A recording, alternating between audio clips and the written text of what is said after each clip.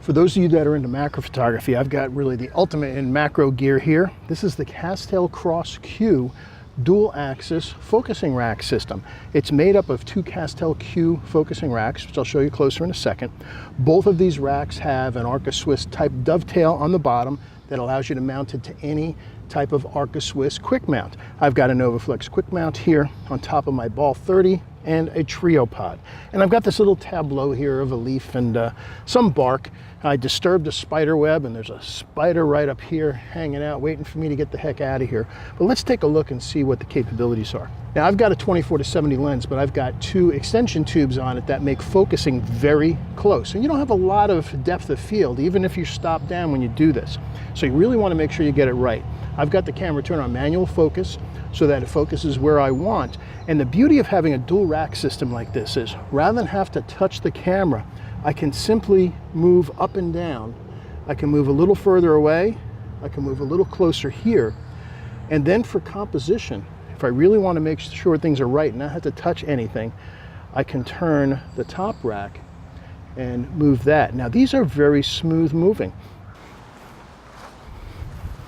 Let's take a closer look at the CASTEL-Cross-Q system. As you can see, I've got the two systems right here, the two focusing racks. They're basically two identical CASTEL-Q focusing racks. So this is what opens and closes the Arca Swiss style clamp right here. This knob will lock this plate in place. So I loosen this. This knob allows traveling of the plate. So if this is the only plate you were using, this allows you to adjust your composition and zoom by moving up and back. When you get it in the right spot, you can just lock it in place. Now, what makes this really unique is the ability to have the second plate. So I'll take the second one, I'll put it right in there, and I'll tighten it down using the Arca Swiss tightener on the back here. So now I have dual ability. I have the ability to get close and back. I also have the ability to go left and right. So with the bottom plate, I can move the entire system front and back. You can see there we go there. And then up here, I have the ability to go left and right.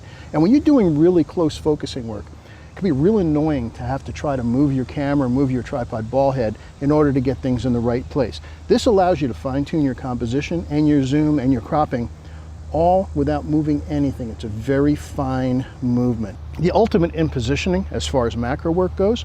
And one other use you might not have thought of. Well, it's a macro system, but it's also an extended plate.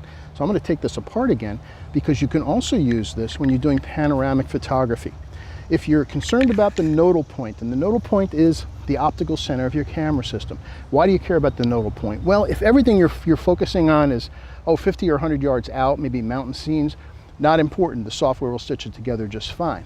But if you've got something very close to you, say something 3 or 4 feet in front of you, plus you have those distant mountains, and you try to rotate your camera, if your camera is mounted on the body, that thing in the front is going to end up getting split up and bent as you do that rotation, because it's not the optical center of the camera. You need to find that rotation point. Typically, the shorter the lens, the closer the rotation point is to the front of the lens. So mounting the camera body in the middle of the tripod isn't going to work. So I'll get my camera here, go ahead and mount it to the plate. All right. And then ideally, first thing I would do actually would be to level this thing, but let's just make it quick. I'll just get this so a place you can see it. I'll release the rotation knob, and I happen to know that this lens at 24 millimeters, the rotation point is about this line on the lens, right with the focusing knob. So I'm going to just move up a little bit so it's there, lock it into place, and now as I rotate around and take my pictures, the stitches will line up the distant objects and the close-up objects, because I've found the nodal point.